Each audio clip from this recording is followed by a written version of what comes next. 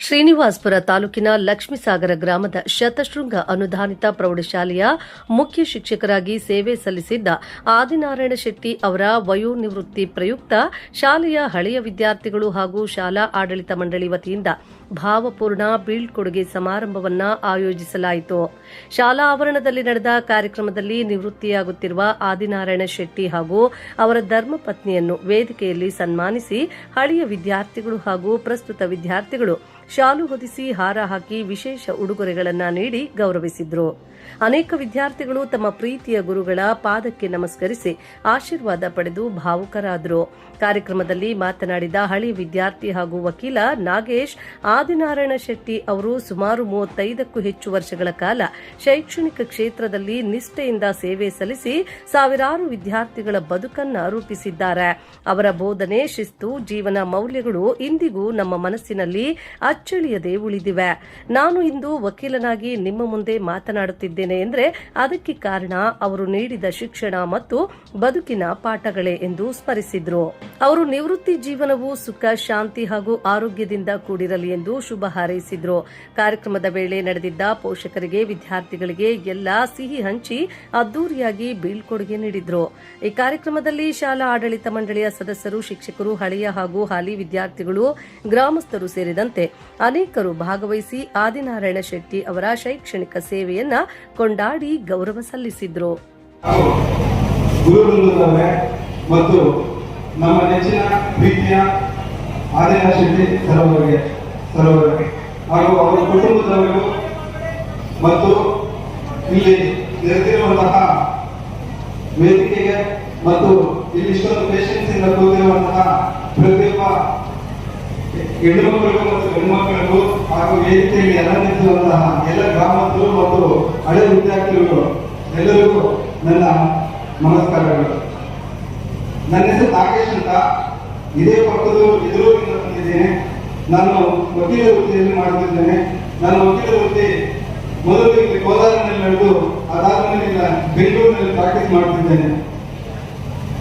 ನನಗೆ ಪ್ರೇರಣೆ ಮತ್ತೆ ತಳಪಾಯ, ಅದಾದ್ಮೇಲೆ ನನ್ನ ಓದಿಗೆ ಮೊದಲು ಅಡಿಪಾಯ ಅಂತ ಹೇಳಿದ್ರೆ ಈ ಶತಶೃಂಗ ಪ್ರೌಢಶಾಲೆ. ಈ ಶತಶೃಂಗ ಪ್ರೌಢಶಾಲೆಯಲ್ಲಿ ಮೊದಲು ವ್ಯಾಕರಣ, ಕನ್ನಡ ಕಲಿತಿದ್ದಂದ್ರೆ ನಮ್ಮ ಆದಿನಾರಾಯಣ ಅವರು ಆ ಶಿಸ್ತಾಗಲಿ, ಅದಾದ್ಮೇಲೆ ಆ ಸಮಯ ಆಗಲಿ ಪ್ರತಿಯೊಂದನ್ನು ನಮಗೆ ಮೈಗೂಡಿಸಿಕೊಟ್ಟಿದ್ದಂದ್ರೆ ನಮ್ಮ ಆದಿನಾರಾಯಣ ಅವರು. ನಿಜವಾಗ್ಲೂ ನಿಮಗೆ ನನ್ನ ಹೃದಯಪೂರ್ವಕ ಧನ್ಯವಾದಗಳನ್ನು ಹೇಳ್ತೇನೆ. ಯಾಕಂತ ಹೇಳಿದ್ರೆ ನಾನು ಈ ಸ್ಥಾನದಲ್ಲಿ ನಿಂತ್ಕೊಂಡು ನೀವು ಯಾವ ಸ್ಥಾನದಲ್ಲಿ ಕೂತಿದ್ರು ಆ ಸ್ಥಾನದಲ್ಲಿ ಕೂತು ನಾನು ಈ ವೇದಿಕೆಯಲ್ಲಿ ಬಂದು ನಿಂತು ಮಾತಾಡಬೇಕಂದ್ರೆ ಕಾರಣಕರ್ತರು ಆ ಗುರುಗಳು. ಒಬ್ಬ ಶಿಲ್ಪಿ ಒಂದು ಶಿಲೆಯನ್ನು ಕೆತ್ತಬೇಕಂದ್ರೆ ಎಷ್ಟು ಕಷ್ಟಪಡ್ತಾನೋ ಅದೇ ರೀತಿ ನೀವು ಮುಗ್ಧವಂತ ಜೀವನವನ್ನು, ಒಳ್ಳೆ ಜೀವನವನ್ನು ರೂಪಿಸಿಕೊಳ್ಳಲು ಒಬ್ಬ ಗುರು ಎಷ್ಟು ಮುಖ್ಯನೋ ಆ ಗುರು ದೇವರಿಗೆ ಸಮಾನ ಅಂತಾರೆ. ಆ ಸ್ಥಾನವನ್ನು ಪಡೆದಿರುವಂತಹ ಸ್ಥಾನ ಕೊಡಬೇಕಾಗಿರೋದು ನಮ್ಮ ಗುರುಗಳಿಗೆ ಅಂದ್ರೆ ಸ್ವಲ್ಪ ಆಗಬಾರದು. ಮತ್ತೆ ಇನ್ನು ತುಂಬಾ ನಮ್ಮ ಅನಿಸಿಕೆಗಳಿದ್ದಾವೆ. ಪ್ರತಿಯೊಂದು ಅನಿಸಿಕೆಗಳು ಹೇಳ್ಬೇಕಂದ್ರೆ ಈಗ ಟೈಮ್ ಸಾಕಾಗಿಲ್ಲ. ನನ್ನ ಸಣ್ಣ ಟೈಮಲ್ಲ ಇಷ್ಟೊಂದು ಮಾತುಗಳು ಅವಕಾಶ ಕೊಟ್ಟಂತಹ ನಿಮಗೂ ಮತ್ತೆ ವೇದಿಕೆಯು ನನ್ನ ಹೃದಯಪೂರ್ವಕ ಧನ್ಯವಾದಗಳನ್ನ ಹೇಳುತ್ತೇನೆ. ಆಸೀನರಾಗಿರ್ತಕ್ಕಂಥ ನಮಗೆ ಮುಖ್ಯ ಗುರುಗಳಾಗಿರ್ತಕ್ಕಂಥ BV ಸರ್ ಅವರಿದ್ದಾರೆ. ಅವರಿಗೆ ನನ್ನ ಪಾದಾಭಿವಂದನೆಗಳು. ಏಕೆಂದರೆ ನನ್ನ ಜೀವನದಲ್ಲಿ ನಾನು ಶಿಸ್ತು ಕಲಿಬೇಕು ಅಂತಂದರೆ ನಮ್ಮ BV ಸರ್ ಅವರೇ ಕಾರಣ. ಏಕೆಂತಂದರೆ ನಾವು ಅವರು ಕೆಲವು ವಿಷಯಗಳು ಹೇಳ್ತಾ ಇದ್ರು. ಅವಾಗ ಯಾವುದೇ ಒಬ್ಬ ಮನುಷ್ಯ ಶಿಸ್ತು ಕಾಪಾಡಬೇಕು. ಅದು ಮುಖ್ಯವಾಗಿ ಏನಪ್ಪ ಅಂತಂದರೆ 16 ವರ್ಷದಿಂದ 26 ವರ್ಷ ಅಥವಾ 25 ವರ್ಷದವರೆಗೂ ನಾವು ಏನು ಗುಣಗಳನ್ನು ಬೆಳೆಸ್ಕೊಳ್ತೀವಿ ಲೈಫ್ ಲಾಂಗ್ ಅದೇ ಇರ್ತದೆ. ನಾನು ಅವರಿಂದ ಅದೇ ಕಲ್ತಿರೋದು. ಅದನ್ನೇ ನಾವು ಸ್ವಲ್ಪ ಫಾಲೋ ಮಾಡ್ಕೊಂಡು ಹೋಗ್ತಾ ಇರಬೇಕು. ಆಮೇಲೆ ಈಗ ಇಲ್ಲಿ ಎಲ್ಲ ಮರಗಳಿದ್ದಾವೆ. ಮರಗಳ ಕೆಳಗೆ ನೀವೆಲ್ಲರೂ ಬರ್ತೀರಿ, ಕೂತ್ಕೊಳ್ತೀರಿ, ಹೋಗ್ತೀರಿ. ಆದರೆ ಆ ಮರ ಬೆಳೆಸಬೇಕು ಅಂತಂದ್ರೆ ತುಂಬಾ ಕಷ್ಟ. ಯಾಕೆಂದ್ರೆ ಗಿಡವಾಗಿದ್ದಾಗ ಈ ಕುರಿಗಳು ಬರ್ತವೆ, ಮೇಕೆಗಳು ಬರ್ತವೆ, ದನಗಳು ಎಲ್ಲ ಬರ್ತಾ ಇರ್ತವೆ. ಅದನ್ನೆಲ್ಲ ಪ್ರೊಟೆಕ್ಷನ್ ಮಾಡಿಕೊಂಡು ಅದು ಬೆಳಿಬೇಕು. ಯಾಕಂದ್ರೆ ನಾನು ಈ ಶಾಲೆಯಲ್ಲಿ ಕೆಲಸ ಮಾಡ್ತಾ ಇದ್ದಾಗ ನಮ್ಮ ಎಸ್.ವಿ. ಸರ್ ಅವರು, ಯಾಕಂತಂದ್ರೆ ಈಗೆಲ್ಲ ಬಿಲ್ಡಿಂಗ್ ಎಲ್ಲ ಚೆನ್ನಾಗಿದೆ, ಮರಗಳು ಚೆನ್ನಾಗಿದ್ದಾವೆ, ಇದೆಲ್ಲ ಚೆನ್ನಾಗಿದೆ. ಆದರೆ ಹಿಂದೆ ಇಲ್ಲಿ ಏನೂ ಇರಲಿಲ್ಲ, ಒಂದು ಕಾಂಪೌಂಡ್ ಸಹ ಇರಲಿಲ್ಲ. ಅಡ್ಮಿಷನ್ ಬೇಕು ಅಂತಂದ್ರೆ ಎಲ್ಲ ನಮ್ಮ ಎಸ್.ವಿ. ಸರ್ ಅವರು ಜೊತೆಯಲ್ಲಿ ಎಲ್ಲ ಬರ್ತಾ ಇದ್ರು. ಯಾಕಂತಂದ್ರೆ ಏನೇ ವಿಷಯ, ಏನೇ ಫಂಕ್ಷನ್ ನಡೆದ್ರು ನಮ್ಮ ಎಸ್.ವಿ. ಸರ್ ಅವರೇ ಅವರ ಮುಂದಾಳುವಂಥದ್ದಲ್ಲೇ ಇದು ಮಾಡ್ತಾ ಇರೋದು. ಪ್ರತಿಯೊಂದು ಕಾರ್ಯಕ್ರಮ ಅಷ್ಟೇ, ಅವ್ರು ಇಲ್ಲದೆ ಯಾವ ಕಾರ್ಯಕ್ರಮನೂ ಮೊದಲು ನಡೀತಾ ಇರಲಿಲ್ಲ. ಯಾಕಂದ್ರೆ ಈಗೆಲ್ಲ ಈ ರೀತಿ ಬೆಳವಣಿಗೆ ಆಗಿದೆ, ಸೊ ಒಳ್ಳೇದಾಗಿದೆ. ಆದರೆ ಅದೆಲ್ಲ ಎಲ್ಲರ ಒಂದು ಪರಿಶ್ರಮ. ಆದರೆ ನಾವು ಆ ಮೂಲ ಏನಿದೆ, ಗಿಡ ನೆಟ್ಟವರನ್ನ ನಾವು ಯಾವತ್ತಿಗೂ ಮರಿಬಾರ್ದು. ಸೊ ಆ ರೀತಿ ನಮ್ಮ ಎಸ್.ವಿ. ಸರ್ ಆಗಲಿ, ನಮ್ಮ ಮೇಡಮ್ ಅವರಾಗಲಿ, ಆಮೇಲೆ ನಮ್ಮ ಎಲ್ಲ ಈ ಊರಿನ ಹಿರಿಯರು ಬಂದಿದ್ದಾರೆ, ಈ ಶಾಲೆಯ ಆಡಳಿತ ಮಂಡಳಿ ಸದಸ್ಯರು ಎಲ್ಲರೂ ಬಂದಿದ್ದಾರೆ, ಅಧ್ಯಕ್ಷರು ಬಂದಿದ್ದಾರೆ. ಅವ್ರಿಗೆಲ್ಲರಿಗೂ ಹೃತ್ಪೂರ್ವಕ ಧನ್ಯವಾದಗಳು. ಈ ಒಂದು ಶಾಲೆ ಈ ರೀತಿ ನಿಲ್ಲಬೇಕಾಗಿದ್ರೆ ನಮ್ಮ ಟಿ.ಎನ್. ಸರ್ ಅವರಷ್ಟೇ ಕಾರಣ. ಯಾಕೆಂತಂದ್ರೆ ನಾವು ಒಂದೊಂದು ದಿವಸ ಬರ್ತಾ ಇರಲಿಲ್ಲ, ಶಾಲೆಗೆ ಬರ್ತಾ ಇರಲಿಲ್ಲ. ಆದರೆ ಕಂಟಿನ್ಯೂಸ್, ಯಾಕಂದ್ರೆ ಅವರು ನಮಗೂ ಗುರುಗಳೇ, ಟಿ.ಎನ್. ಸರ್ ಅವರು ನಮಗೂ ಗುರುಗಳೇ. ನಾವೆಲ್ಲ ಡಿಗ್ರಿ ಓದ್ತಾ ಇದ್ದಾಗ ಅವರು ಈ ಶಾಲೆಗೆ ಬರ್ತಾ ಇದ್ರು. ಹೆಚ್ಚು ಕಡಿಮೆ ಸುಮಾರು 35-36 ವರ್ಷದಿಂದ ಅವರು ನಮ್ಮ ಜೊತೆಗಾರರು. ನಾವು ಅವರ ವಿದ್ಯಾರ್ಥಿಯಾಗಿ, ಅವರ ಕೊಲೀಗಾಗಿ ಅವ್ರ ಜೊತೆಯಲ್ಲೇ ಕೆಲಸ ಮಾಡಿದ್ದೀವಿ. ನಾವು ಸುಮಾರು ಒಂದು 4-5 ವರ್ಷಗಳು ಕೆಲಸ ಮಾಡಿದ್ದೀವಿ ಅವ್ರ ಜೊತೆಯಲ್ಲಿ. ಯಾವತ್ತೂ ಅಷ್ಟೇ, ನಾವು ಅವಾಗ ಹೆಂಗಿದ್ದೀವೋ ಇವಾಗೂ ಹಂಗೆ ಇದ್ದೀವಿ ನೋಡಿ. ಸುಮಾರು 30-35 ವರ್ಷದಿಂದ ಅದು ಅವ್ರ ಗುಣ. ಒಂದೇ ಒಂದು ವಿಷಯ ಹೇಳ್ಬೇಕು ಅಂತಂದ್ರೆ, ಅವ್ರ ಪಾಠ ನಿಮ್ಗೆಲ್ಲ ಗೊತ್ತು. ನಮ್ಮ ನಾಗರಾಜು, ಆ ಸೋಮು ಎಲ್ಲ ಇದ್ದಾರೆ, ಅವರೆಲ್ಲ ನಮ್ಮ ವಿದ್ಯಾರ್ಥಿಗಳು. ಈ ಜಡೇರಿ ಈ ಕಡೆಯಿಂದ ಎಲ್ಲ ಬರ್ತಾ ಇದ್ರು. ನಮ್ಗೆಲ್ಲ ತುಂಬಾ ಖುಷಿ ಆಗ್ತದೆ ಅವನ್ನೆಲ್ಲ ನೋಡಿ. ಕೆಲವರೆಲ್ಲ ನಮ್ಗೆ ಪರಿಚಯನೇ ಇಲ್ಲ. ಸೊ ಆದ್ರೂ ಯಾಕಂತಂದ್ರೆ ಅವರು ಮಾಡ್ತಕ್ಕಂತಹ ಒಂದು ಪಾಠ ಕನ್ನಡದಲ್ಲಿ ಏನೇ ಬಂದಿರಲಿ ಬಿಡಿ, ನಮ್ಮೆಲ್ಲ ಹುಡುಗರು ಪರ್ಫೆಕ್ಟ್ ಪಾಸ್ ಆಗೋರು. ಫೈಲ್ ಆಗಿದ್ದಾರೆ ಅನ್ನೋ ವಿಷಯನೇ ಇಲ್ಲ ನೋಡಿ. ಹೆಂಗ್ ಪಾಠ ಮಾಡ್ಬೇಕು ಅವರು. ಆವತ್ತಿಂದ ಇವತ್ತು ಬೇಕಂದ್ರೆ ನಮ್ಮ ಟಿ.ಎನ್. ಸರಿಗೆ ಇನ್ನೂ 10 ವರ್ಷ ಕೊಟ್ರೆ ಮಾಡ್ತಾರೆ ನೋಡಿ, ಆರಾಮಾಗಿ ಫಿಸಿಕಲಿ. ಯಾಕಂತಂದ್ರೆ ಅವ್ರ ಮನ್ಸಂಗಿದೆ. ಒಂದೇ ವಿಷಯ ಅಂತಂದ್ರೆ, ನಾನು ಅವಾಗೇ ಹೇಳ್ತೇನೆ ನಿಮ್ಗೆ, ನಾವು ಬರ್ತಾ ಇದ್ವಿ, ಹೋಗ್ತಾ ಇದ್ವಿ. ಸೊ ಇದು ಒಂದೊಂದ್ಸರಿ ಇದ್ದೋಗ್ತಾ ಇದ್ವಿ, ಆದ್ರೆ ಅವರು ಮಾತ್ರ ಇರ್ತಾ ಇರಲಿಲ್ಲ. ಸೀದಾ ಕರೆಕ್ಟ್ ಆಗಿ ಏನೋ ಮೇಡಮ್ ಅವ್ರನ್ನ ಡ್ರಾಪ್ ಮಾಡ್ಬಿಟ್ಟು ಕರೆಕ್ಟ್ ಎಕ್ಸಾಕ್ಟ್ ಬೆಲ್ ಹೊಡ್ಸೋರು ಅಂತಂದ್ರೆ ಅವರೇ. ಹೋಗುವಾಗ ಅಷ್ಟೇ ಅವರೇ ಬೆಲ್ ಹೊಡ್ಸ್ಬೇಕು. ಅದಕ್ಕೆ ಅವ್ರಿಗೆ ನಾನು ಒಂದೇ ಹೇಳ್ಬೇಕು ಅಂತಂದ್ರೆ, sincerity is nothing but T N. Sir ಅಷ್ಟೇ. ಭಾವುಕ ಹಾಗೂ ವಿಶೇಷವಾದ ದಿನ. ದೀರ್ಘಾವಧಿಯವರೆಗೂ ತಮ್ಮ ಜೀವನವನ್ನು ಮುಡಿಪಾಗಿಟ್ಟು ನಮ್ಮೆಲ್ಲರಿಗೂ ಮಾರ್ಗದರ್ಶನ ನೀಡಿದ ನಮ್ಮ ಹೆಮ್ಮೆಯ ಮುಖ್ಯೋಪಾಧ್ಯಾಯರಿಗೆ ಇಂದು ಸೇವೆಯಿಂದ ನಿವೃತ್ತಿ ಹೊಂದುತ್ತಿದ್ದಾರೆ. ಅವರು ನಿಸ್ವಾರ್ಥ ಸೇವೆ, ಶಿಸ್ತು ಮತ್ತು ನಾಯಕತ್ವ ಗುಣಗಳು ನಮ್ಮ ಶಾಲೆಗೆ ಒಂದು ದೊಡ್ಡ ಆಸ್ತಿಯಾಗಿದೆ. ಅವರು ಕೇವಲ ಶಾಲಾ ಆಡಳಿತವನ್ನು ನೋಡ್ಕೊತಿರಲಿಲ್ಲ, ಬದಲಿಗೆ 100 ವಿದ್ಯಾರ್ಥಿಗಳ ಭವಿಷ್ಯವನ್ನು ರೂಪಿಸಿ ಉತ್ತಮ ಪ್ರಜೆಗಳನ್ನಾಗಿ ಬೆಳೆಸಿದ್ದಾರೆ. ಅವರು ಮಾರ್ಗದರ್ಶನದಲ್ಲಿ ಈ ಶಾಲೆಯ ಶೈಕ್ಷಣಿಕ ಹಾಗೂ ಸಾಂಸ್ಕೃತಿಕವಾಗಿ ಅಪಾರ ಸಾಧನೆಗಳನ್ನು ಮಾಡಿದೆ. ಅವರೊಬ್ಬ ಕಠಿಣ ಶ್ರಮಜೀವಿ ಮತ್ತು ಪ್ರತಿಯೊಬ್ಬ ಶಿಕ್ಷಕರಿಗೂ ಹಾಗೂ ವಿದ್ಯಾರ್ಥಿಗೆ ಸ್ಫೂರ್ತಿಯ ಚಿಲುಮೆ. ಅವರೊಡನೆ ಕಳೆದ ಪ್ರತಿಯೊಂದು ಕ್ಷಣವೂ ನಮಗೆ ಕಲಿಕೆ ಅನುಭವವೇ ಆಗಿತ್ತು. ಅವರು ನಮ್ಮ ಸ್ಕೂಲನ್ನು ಇವತ್ತಿಗೆ ರಿಟೈರ್ಡ್ ಆಗ್ತಾ ಇದ್ದಾರೆ, ಅನುಭವ ಆಗಿತ್ತು. ಅವರ ಮುಂದಿನ ಜೀವನ ಸುಂದರವಾಗಿ ಹೃತ್ಪೂರ್ವಕವಾಗಿ ಶುಭಾಶಯಗಳು ಹಾರೈಸುತ್ತೇನೆ. ನಿವೃತ್ತಿ ಎನ್ನುವುದು ಜೀವನದ ಅಂತ್ಯವಲ್ಲ, ಬದಲಾಗಿ ಹೊಸ ಚಟುವಟಿಕೆಗಳಿಗೆ ಮತ್ತು ಕನಸುಗಳಿಗೆ ಮುನ್ನಡಿ. ನೀವು ನಿಮ್ಮ ಕುಟುಂಬದೊಳಗೆ ಇನ್ನೂ ಹೆಚ್ಚಿನ ಸಮಯ ಕಳೆಯಿರಿ. ನಿಮ್ಮ ಆರೋಗ್ಯ ಉತ್ತಮವಾಗಿರಲಿ ಮತ್ತು ನಿಮ್ಮ ಇಷ್ಟದ ಕೆಲಸಗಳನ್ನು ಮಾಡಲು ನಿಮಗೆ ದೇವರು ಶಕ್ತಿ ನೀಡಲಿ ಎಂದು ಪ್ರಾರ್ಥಿಸುತ್ತೇನೆ. ಮುಂದಿನ ದಿನಗಳಲ್ಲಿ ನಿಮ್ಮ ಮಾರ್ಗದರ್ಶನ ಮತ್ತು ಆಶೀರ್ವಾದ ಸದಾ ನಮ್ಮ ಶಾಲೆಯ ಮೇಲಿನೆಂದು ಕೋರುತ್ತೇನೆ.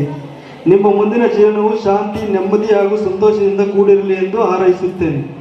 ನನ್ನ ಮಾತನ್ನು ಮುಗಿಸುತ್ತೇನೆ. ಒಂದೇ ಒಂದು ಅವ್ರ ಜೊತೆ ನನಗಾಗಿರೋದು ಇನ್ಸಿಡೆಂಟ್ ಮಾತ್ರ ಹೇಳ್ಬಿಡ್ತೀನಿ. 8th ಸ್ಟ್ಯಾಂಡರ್ಡಲ್ಲಿ ನಮ್ಮ ಸ್ಟಾಫ್ ಬಂದ್ಬಿಟ್ಟು ನಾವು ಹುಡುಗರು ಎಷ್ಟಿದ್ವು ಅಂದರೆ 70 ಮೆಂಬರ್ಸ್. ಈ 3 ರೂಮ್ ಇದ್ದಿದ್ದು, 70 ಜನ ಇದ್ದಿದ್ದು. ನಾವೇನು 7th ಸ್ಟ್ಯಾಂಡರ್ಡ್ ಅಲ್ಲಿ ಮುಗಿಸ್ಕೊಂಡು ಇಲ್ಲಿ ಬಂದ್ವಿ. ಏನು ಗೊತ್ತಿರಲಿಲ್ಲ, 7th ಸ್ಟ್ಯಾಂಡರ್ಡ್ ಆಟ ಆಡ್ಕೊಂಡು ಹೋಗ್ತಿದ್ವಿ, ಎಲ್ಲ ಗೊತ್ತಿರಲಿಲ್ಲ. ಅವ್ರ ಬಗ್ಗೆ ನಮ್ಗೆ ಫಸ್ಟೇ ಗೊತ್ತಿರಲಿಲ್ಲ. ಬಂದ್ವಿ, ಇವರು ಅಟೆಂಡೆನ್ಸ್ ಆಗೋಕೆ ಬಂದರು. 2ನೇ ದಿವಸನೋ 3ನೇ ದಿವಸನೋ ಬಂದರು. ಅಟೆಂಡೆನ್ಸ್ ಆಗ್ತಾ ಇದ್ರು ನಮಗೆ ಗೊತ್ತಿಲ್ಲ, ನಿಂತ್ಕೊಂಡು ಸೆಲ್ಯೂಟ್ ಹೇಳ್ಬೇಕು ಅಂತ. ಪ್ರೆಸೆಂಟ್ ಸರ್ ಅಂತ ಕೂತ್ಕೊಂಡು ಯಾರೋ ಅವನು ಅಂತ ಬಂದರು, ಜುಟ್ಟೆಲ್ಲ ಜಾಸ್ತಿ ಇದ್ವು, ಕಮ್ಮಿ ಆಗೋಯ್ತೆ.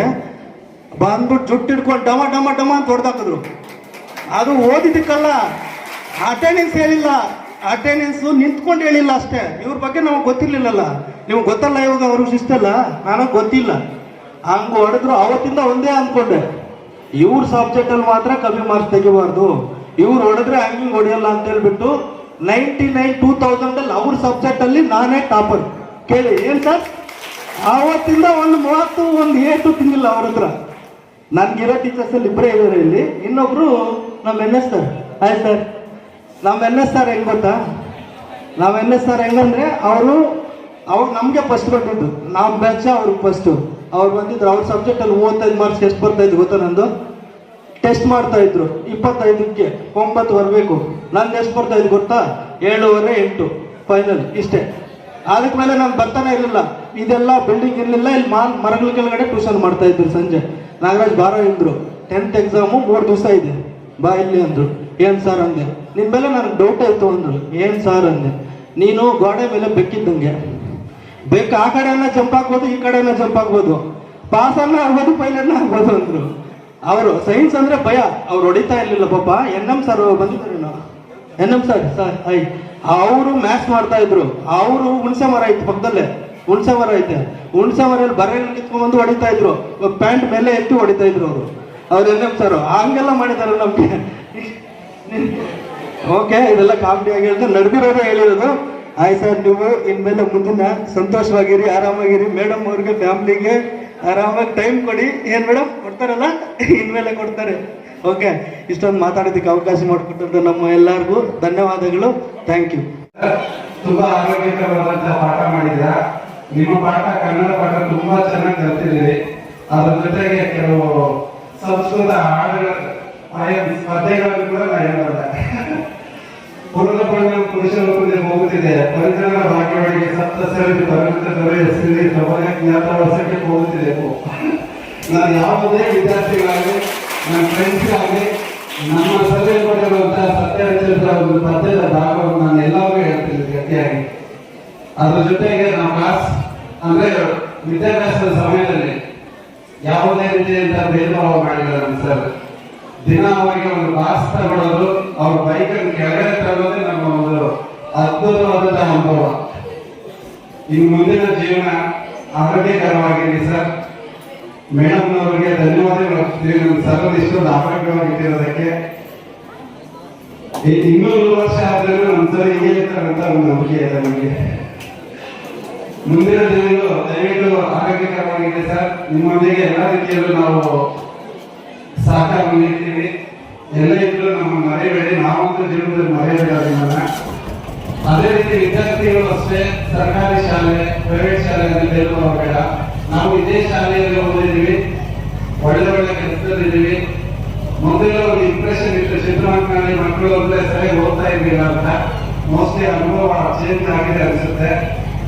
ಅದೇ ರೀತಿ ಕೆಲವು ಮಾತುಗಳು ನಮ್ಮ ಶ್ರೀನಿವಾಸ ಬಗ್ಗೆ ಹೇಳಬೇಕಾಗುತ್ತೆ. ನಮ್ಮ ವಿಜ್ಞಾನ ಸಬ್ಜೆಕ್ಟ್ ಟೀಚ್ ಮಾಡ್ತಾ ಇದ್ರು. ಆಯ್ತು, ಆ ಹೃದಯದ ಟ್ರಾನ್ಸ್ಲೇಟ್ ಮಾಡಿ ಅಮೆರಿಕನ್ ಆರ್ಟ್ ಅಸೋಸಿಯೇಷನ್ ಡಾಕ್ಟರ್ಸ್ ಮತ್ತು ನರ್ಸಸ್ಗೆ ಪಾಠ ಮಾಡ್ತಾ ಇದ್ದೀನಿ ಸರ್.